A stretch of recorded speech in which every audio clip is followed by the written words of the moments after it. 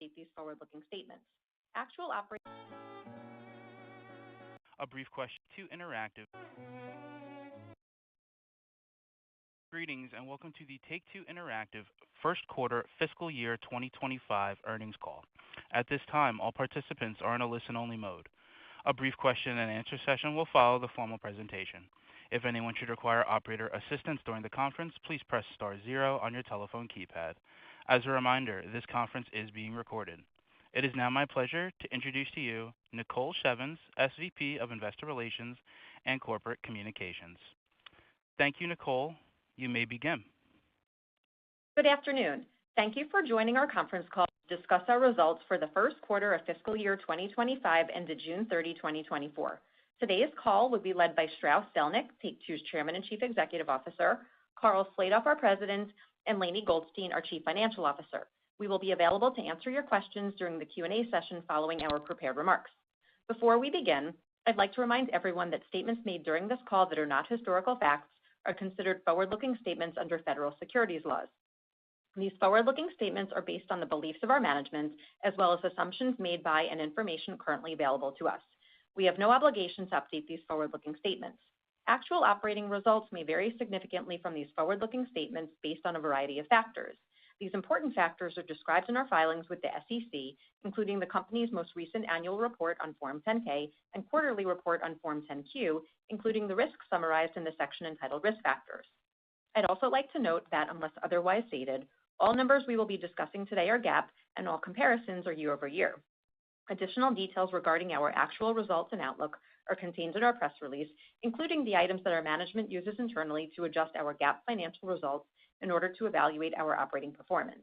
Our press release also contains a reconciliation of any non-GAAP financial measure to the most comparable GAAP measure. In addition, we have posted to our website a slide deck that visually presents our results and financial outlook. Our press release and filings with the SEC may be obtained from our website at take2games.com. And now I'll turn the call over to Strauss. Thanks, Nicole. Good afternoon, and thank you for joining us today. I'm pleased to report that fiscal year 2025 is off to a solid start. Our first quarter net bookings of $1.2 billion were in line with our expectations, and our management team remains highly confident in our path forward. We're reiterating our net bookings outlook for the year. As we release our groundbreaking pipeline, we expect to achieve tremendous growth, including sequential increases in net bookings in fiscal 2026 and 2027. I'd like to thank our talented teams across our labels for their boundless passion, hard work, and dedication to our mission. Now, turning to our business highlights from the quarter. The Grand Theft Auto series exceeded our expectations as momentum continues to build ahead of the launch of Grand Theft Auto 6 in fall 2025. Unit sales for Grand Theft Auto 5 continue to grow, and to date, the title has sold in over 200 million units. Grand Theft Auto Online also surpassed our projections, led by its summer content pack, Bottom Dollar Bounties, which launched June 25th. The audience for Rockstar's premium membership service, GTA Plus, grew strong double digits over last year, with Rockstar Games offering its members an array of valuable benefits that range from enhancing the in-game experience to providing access to their classic titles, including the recent addition of L.A. Noire. We're pleased with the performance of Red Dead Redemption 2, which has sold in more than 65 million units to date. In addition, Red Dead Online continued to engage its audience during the period with new monthly bonuses and free outfits inspired by top content creators within the Red Dead community. NBA 2K24 delivered a solid quarter and to date has sold in close to 11 million units. Engagement remains strong, with users playing more frequently and participating in more games compared to NBA 2K23 for the same period last year. The franchise continues to expand its audience through several innovative mobile experiences, including NBA 2K24 My Team, a free-to-play card collecting experience that has been downloaded nearly 3 million times since its launch in February. Moreover, NBA 2K24 Arcade Edition continues to enjoy huge success on Apple Arcade and is consistently a top 2 game on the service. WWE 2K24, which launched at the end of fiscal 2024, has continued to grow its audience and enhance its profitability. Our teams have driven meaningful engagement through the release of several content packs, with more on the way. To date, players have logged 27 million hours of gameplay across more than 200 million matches, featuring a series-high roster of over 300 past and present superstars. On April 4th, 2K and Cat Daddy Games released NFL 2K Playmakers, a new free-to-play mobile title that allows fans to collect NFL player cards and assemble an exciting roster of offensive, defensive, and special teams. We're proud to add NFL 2K Playmakers to our ever-expanding mobile portfolio in partnership with the NFL and the NFL Players Association. On April 26th, 2K and Hangar 13 launched Top Spin 2K25, marking the return of our popular tennis franchise after a 13-year hiatus. The title was well received by critics and fans alike, who praised its authentic tennis experience, deep personalization, and legendary venues. 2K is supporting Top Spin with a series of center court passes that feature iconic courts, brands, and tournaments. During the period, we added to the caliber of our world-class development teams with our acquisition of Gearbox Entertainment. We're thrilled to welcome Randy Pitchford and his studio to the Take-Two and 2K family. We've identified many potential growth opportunities for the Borderlands series and Gearbox's catalog. In addition, tomorrow marks the box office debut of the star-studded Borderlands feature film from Lionsgate, and we hope that audiences will enjoy experiencing the series' vibrant and character-driven world on the big screen. Zynga delivered another solid quarter, including phenomenal performance at peak. Match Factory is scaling quickly and has established itself as one of Zynga's largest contributors to net bookings. The title is responding well to our investment in user acquisition, reflected in net bookings growth of more than 50% over last quarter. We believe that there are even more growth opportunities ahead as we add new features and updates. Toon Blast delivered strong year-over-year growth for the third consecutive quarter. As the title celebrates its 7th anniversary this month, we're pleased that it has become a top 10 grossing game in the U.S. Apple App Store this quarter and has achieved more than $2.5 billion in lifetime gross bookings. On June 4th, Zynga and Lucasfilm Games launched Star Wars Hunters, the label's first ever cross-platform title, which is available for free on Nintendo Switch and iOS and Android devices. Expanding the iconic Star Wars universe with new locations and characters, the competitive battle arena game received a tremendous amount of fanfare from the media and audiences around the globe. Players can look forward to additional content offerings coming soon.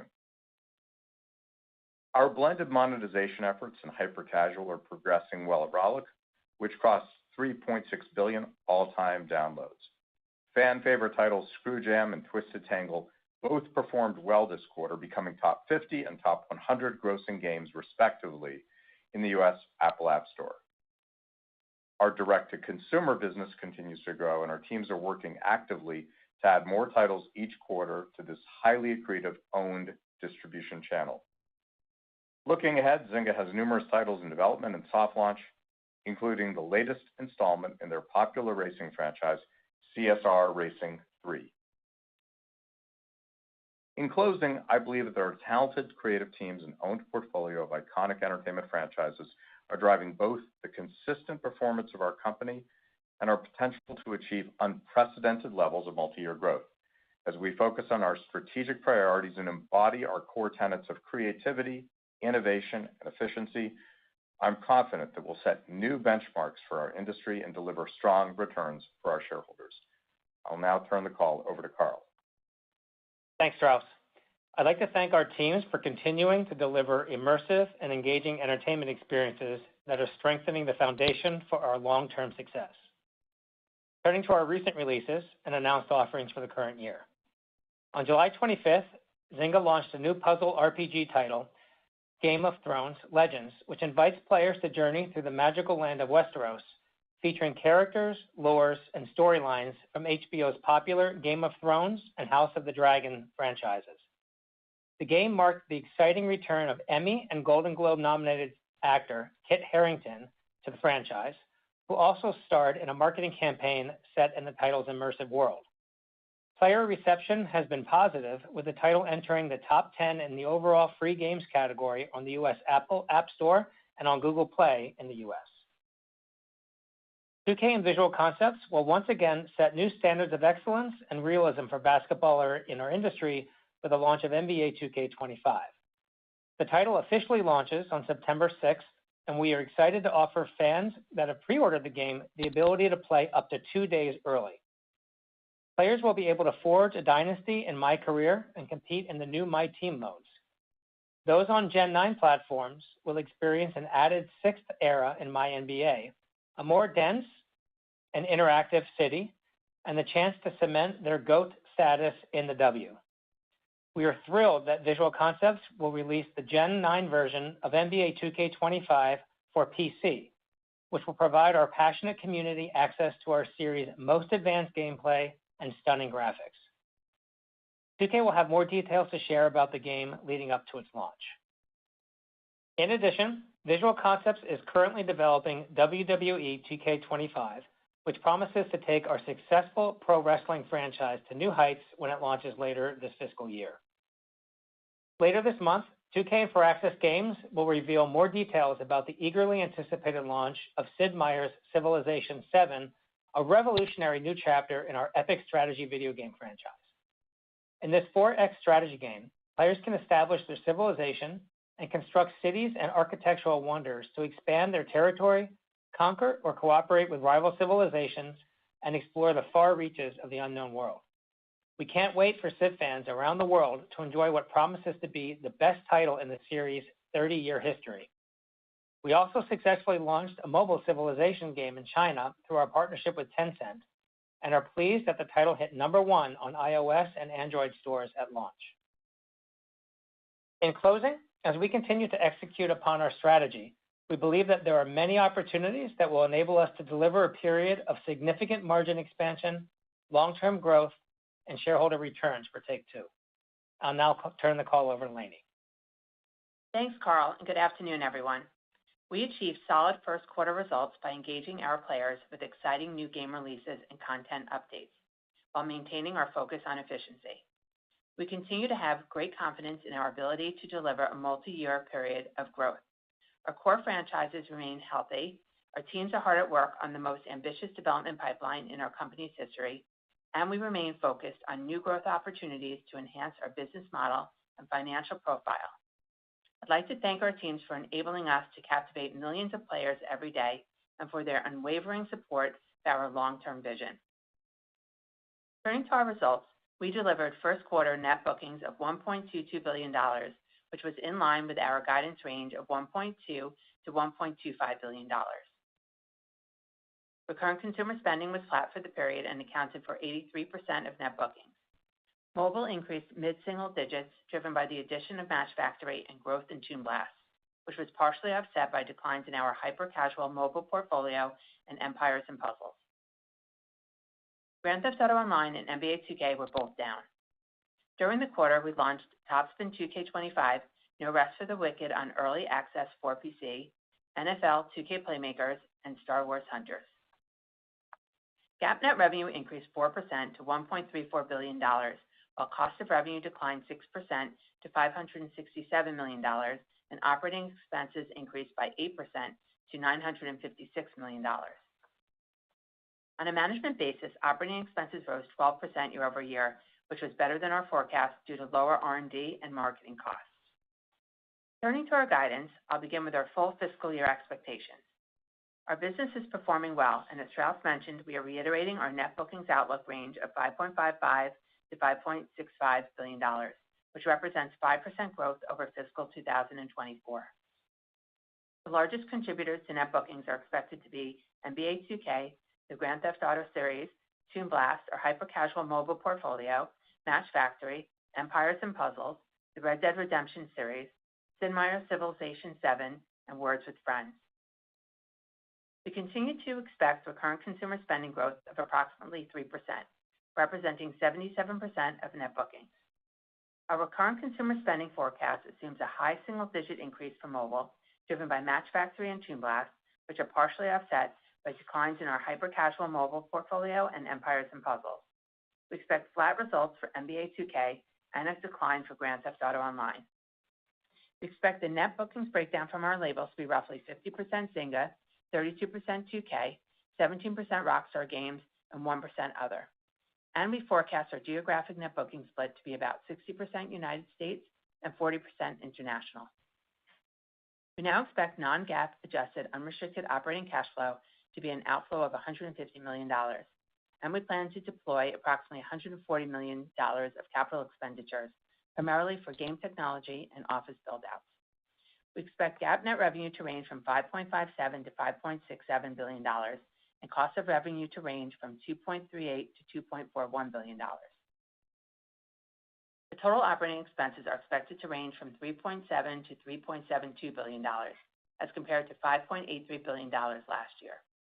On a management basis, we expect operating expense growth of approximately 10% year over year. This is largely due to an increase in ongoing marketing support for Match Factory, as well as other mobile and immersive core launches planned for the year. The addition of Gearbox and higher personnel costs partially offset by savings from our cost reduction program. Excluding incremental marketing and the addition of Gearbox, our operating expenses are expected to grow low single digits over last year. Now moving on to our guidance for the fiscal second quarter.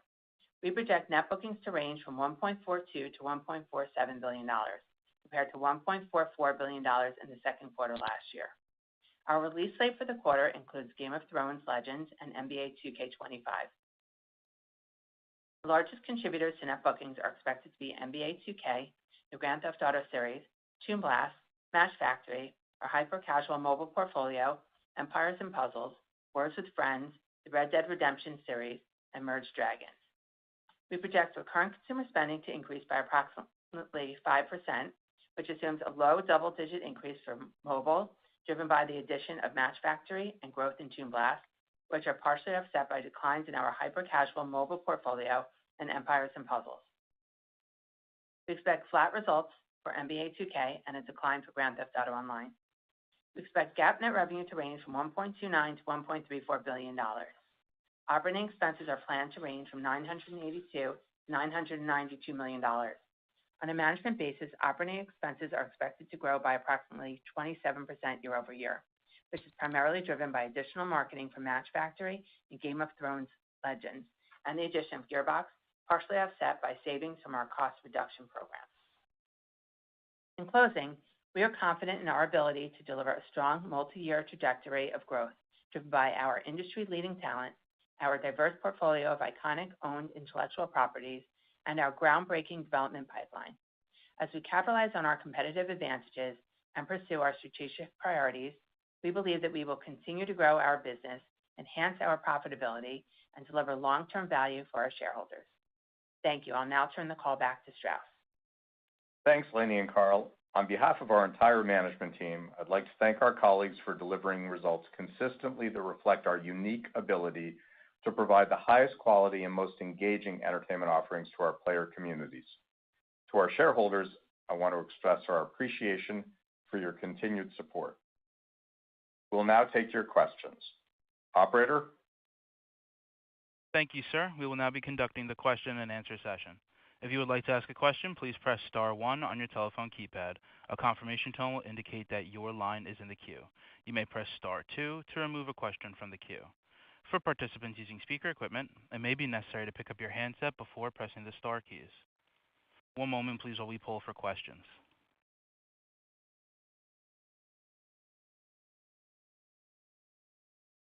And the first question comes from the line of Doug Creutz with TD Cowen. Please proceed with your question. Hey, thanks. Your largest peer just released a college football game that has done exceptionally well, as I'm sure you've seen. Just curious if that's caused any thoughts about potentially adding a college basketball feature to NBA 2K, whether it's a unit-based item or just another mode in the game. It seems like there might be a nice opportunity there. Thanks. Thanks for the question, Doug. Obviously we have noticed the success with college football, and it's exciting the industry, and we've taken note of that. We obviously do have a history with college basketball, with College Hoops 2K, and we're always listening to our community and their interest to see if there's something that we might be able to do in the future.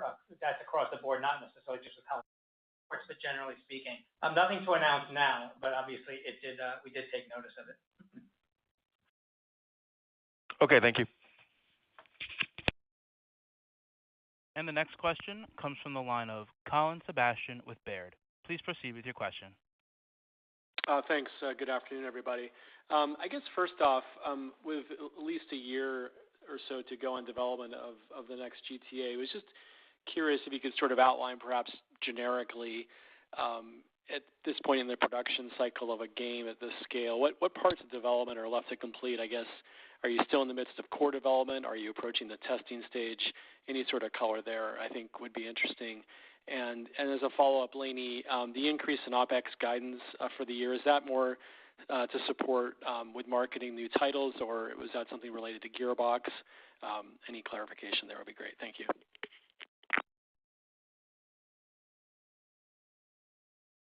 Thanks, Colin. First of all, where we would be in dev would be title specific. So at this stage of the game, it really would vary depending on the title.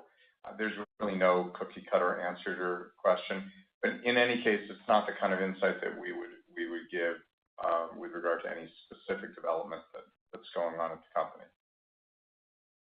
In terms of the increase in the OpEx, it's mostly driven by the acquisition of Gearbox and to a lesser extent, higher marketing, personnel, and occupancy expenses. Okay, thank you guys. And the next question comes from the line of Andrew Marek with Raymond James. Please proceed with your question. Yeah, thanks for taking my question.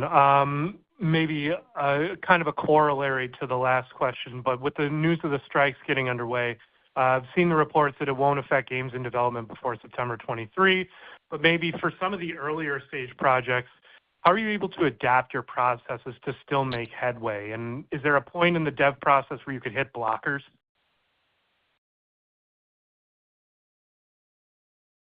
So, look, we deeply value our talent relationships, and historically we worked very successfully with all of the unions, including SAG-AFTRA. We continue to work hard to come to a resolution on this current situation. In fact, common ground on 24 out of 25 proposals. So I'm pretty confident that we can get to a deal that will be mutually beneficial. At the same time, we don't expect any impact whatsoever on our titles that are in development.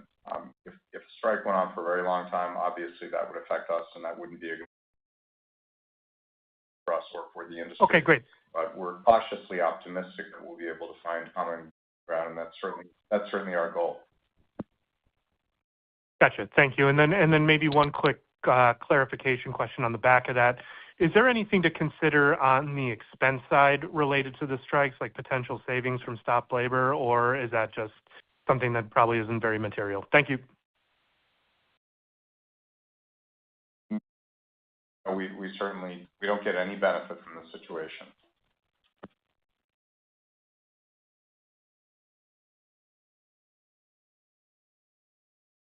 And the next question comes from the line of Drew Crum with Stifel. Please proceed with your question. Okay, thanks. Hey, guys. Good afternoon. So I want to go back to Doug's question on college football as it relates to NBA 2K. Curious if you're seeing anything in terms of leading indicators you track or anticipating any impact on sales from what appears to be now a more crowded sports category. And then, Lainie, just on RCS, it looked like it was a tad off your guidance for fiscal 1Q, but you kept the annual outlook unchanged. Can you just reconcile the two? Thanks.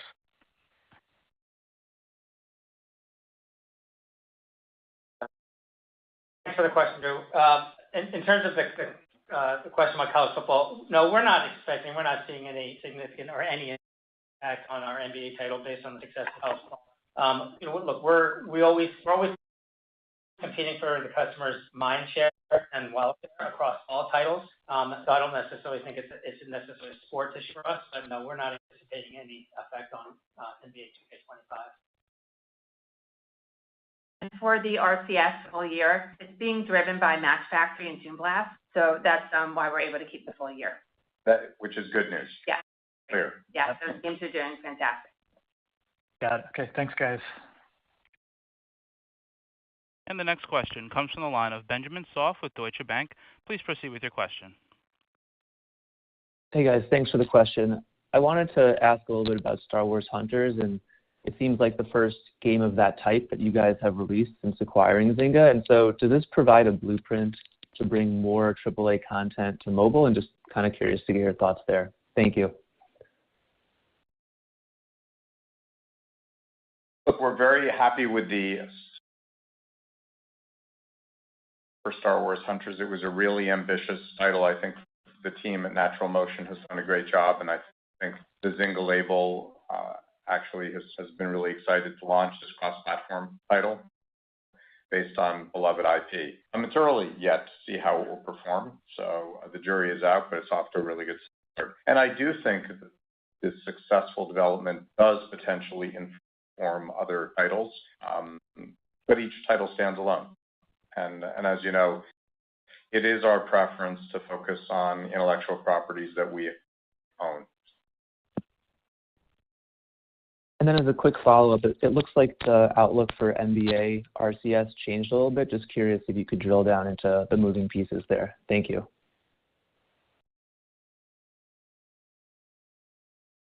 So we had a slight miss in Q1. That was driven by fewer active users and vendors this year, which was driven by lower sales of units due to the Gen 8 unit. But when we look at the full year, we expect it overall to be full.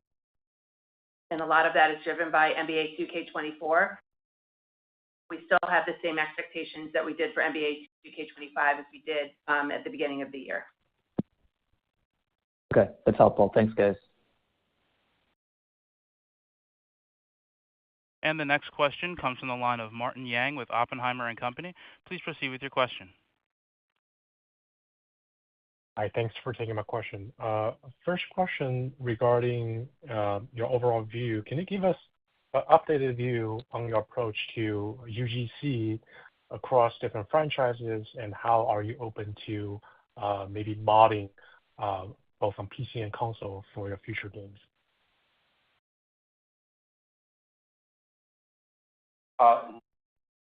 We've been very open-minded, and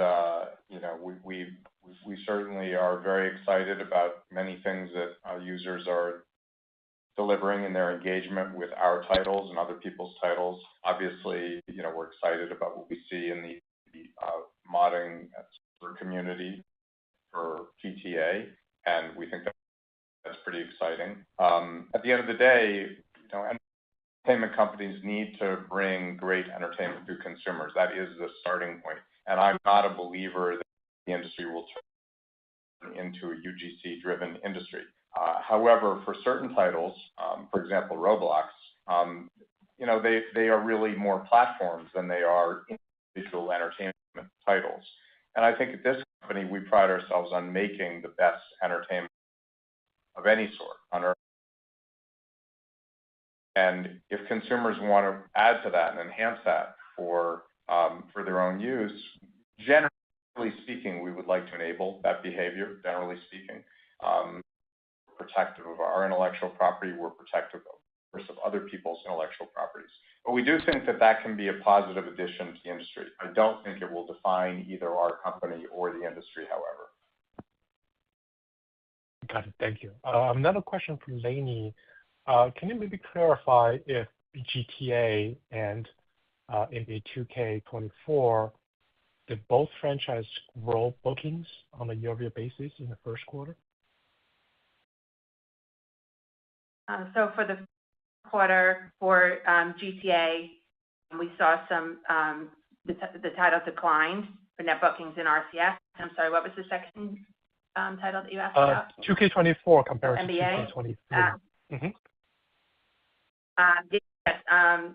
Well, I don't have 24 versus 23, but in general, NBA 2K declined in the quarter. Thank you. That's it for me. And the next question comes from the line of Mike Hickey with The Benchmark Company. Please proceed with your question.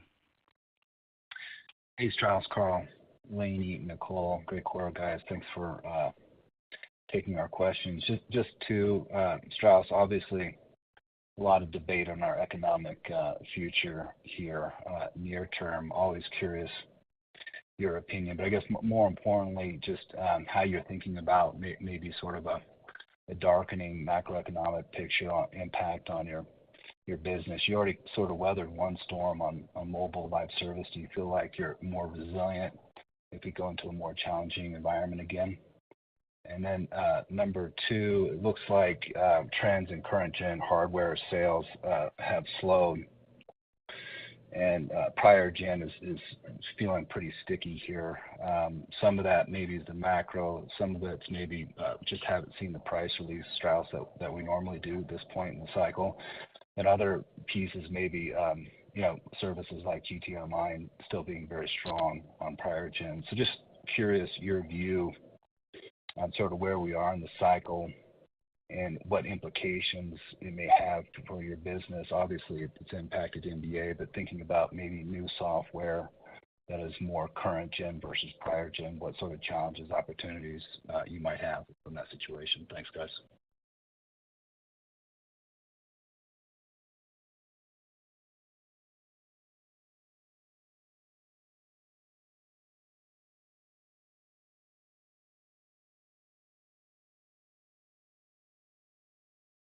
As drawdowns go, it was not a terrible drawdown. The unemployment rate at 4.2 or 4.4 is still very low. Unemployment, 114,000 jobs or so were added in the period, which is solid. As you know, people have left the workforce. So I'm not particularly worried from one report that we're heading into some kind of consumer recession. I don't see it. Now, I'm also not in the business of predicting that sort of thing, but the metrics don't support that. Generally speaking, the entertainment business is pretty resilient in such a situation. Of course, the business is not counter-cyclical, and in some massive downturn, we of course would be negatively affected, but I just don't see that on the horizon. So not a current concern for us, and we're awfully well positioned. As you know, our industry is back in growth mode. Console businesses and for software, that is up low single digits. Mobile's up mid single digits. So there are tailwinds, and our mobile business is really performing with all these new great titles, which we referenced today. And we're really excited about our console pipeline as well, which we think will continue to perform. Obviously, we're announcing a quarter where we're right on track with very consistent results that are squarely within or better than guidance and consensus. We've reiterated our guidance for the year, and we've said that we expect tremendous growth in fiscal 26 and 27. So we're about as optimistic as we can be without overstating the case, something that we try really hard not to do. Specifically with regard to hardware, I saw the same stats that you did, and it looks like if you just measure, 4 years in, last time, this time, seems to be like there's a bit of slowing. And the report I saw said, well, where are the pro devices and the like, but everything always changes. 4 years ago, PC wasn't anywhere near as meaningful as it is today for console type releases. That's a big growth market. And no, I don't think what consumers are saying is they're good with Gen 8 and don't care about Gen 9. We saw the exact contrary with regard to NBA 2K, where Gen 8 actually was not a high performer and performed worse than we expected. Gen 9 has been incredibly powerful. So I think the Gen 9 platforms will continue to perform. I think you'll continue to see meaningful growth in that installed base, and I wouldn't put too much weight on a particular period of time. I was asked earlier today by someone, what's next on the hardware side, and my attitude is, we're not in the hardware business, and I wouldn't even know how to answer that question. But what's next on the entertainment side, on the software side, is we've got a bunch of great titles in market, great live services, and great new titles coming. We have the best pipeline we've ever had, and it's close to coming to fruition. We feel really great about that. Thanks, Strauss. Good luck, guys. And the next question comes from the line of Omar Dessouky with Bank of America. Please proceed with your question. Hey, thanks a lot for taking my question. Strauss, I wanted to ask you, how big is the opportunity for a second soccer simulation game in the market? Whether you would comment on any rumors about 2K acquiring the FIFA license, and what your philosophy is on developing sports games, how long they might take, and what your strengths might be in that regard. Yeah, there's a lot there. Look, we're in the soccer business. We have the #1 mobile soccer manager title in top 11. We're really happy that we do, and we're also very mindful that it's incredibly difficult to build a great sim experience for console. It takes a long time, and that if you do it right, your users are very loyal and very embedded. I would just note with regard to the FIFA license that it does not bring along with it rights. Doesn't come with players, teams, or leagues. So it's not as simple, for example, as negotiating with the NFL or the NBA or MLB, where at most you have to negotiate with league and a players association. So for anyone who would want to compete in a straight-ahead sim environment for soccer, you wouldn't just have to address one particular brand license. There's a whole lot more than that. And I think from our point of view, we have a great sports portfolio led by NBA 2K. We have WWE 2K, which is growing and profitable, really robust. We have a superb partner in TKO, a great partner at the NBA with the NBA and the NBA Players Association, with great partners, the NFL and the NFL Players Association. We're in the tennis business. We're in the golf business, and the list goes on. I'm sure we will make more announcements in due course. Thank you very much. And the next question comes from the line of Clay Griffin with MoffettNathanson. Please proceed with your question. Hi, good evening. Thank you. Curious on the year-over-year change in advertising net revenue. I suspect that's something to do with the reorientation of the hyper-casual business. But Strauss, maybe just talk about what you think advertising can do for your more core portfolio of mobile titles, like what you have in Peak. And would you prefer to see kind of, external sources of demand in advertising there, or do you think the bigger opportunity is this continued push into direct-to-consumer and really just investing in more of the in-app side? It really varies title by title. There are certain titles that really aren't built for much advertising. They're really more meant for in-app purchases. There are titles that can be both, and then there are titles that really have to be ad-driven. We have all of those.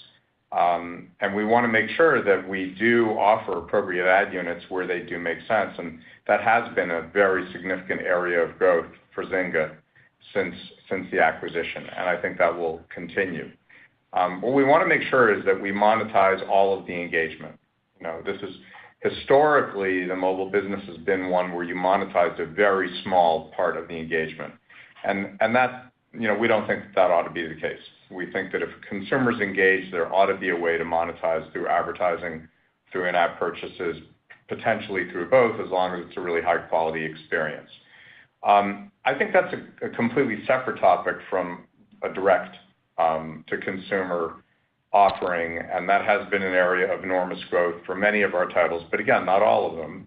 Obviously, if a title's only ad-driven, that's not a relevant opportunity. We still really value our retail partners for distribution and marketing. We intend to stay in business with them. Our strategy is to be where the consumer is. We don't intend to cut anyone off or try to own 100% of the business. However, when it makes sense to go direct to consumer, we will, and that has presented an enormous margin opportunity for us. Great, thanks. And the next question comes from the line of Chris Schoell with UBS. Please proceed with your question. Great, thank you. You pointed to the multi-year ramp in bookings as the pipeline builds in 26 and 27. Lainie, can you remind us how you're thinking about operating leverage and efficiencies alongside the bookings ramp? I recognize you've been going through a period of development and investment, which has impacted margins in recent years, but is it fair to think we can see a return to more historic margin levels once your cost initiatives are implemented and these new titles are released? Thank you. As we come to 26 and 27 and we look at the pipeline and bringing it to fruition, we really have been working very hard in terms of reducing our cost structure, the organization, and looking at places that we could be more efficient. So we have announced a couple cost-cutting initiatives that we've been doing over the last couple of years and looking at ways to streamline our costs between our corporate departments and our labels, as well as look for areas that we can continue to improve. Also looking at our pipeline and looking at titles that we think will be the most commercially successful.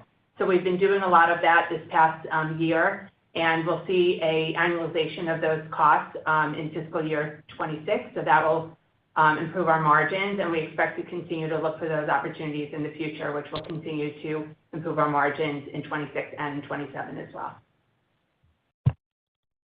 Okay, great. Thank you very much. And our final question comes from the line of Ed Alter with Jefferies. Please proceed with your question. Hi, everyone. Thanks for the question. Noticed the big GTA update this June was right at the end of the quarter, where last year was a few weeks earlier. Could you just talk about how those two updates did kind of compare to each other rather than with the arbitrary quarter end?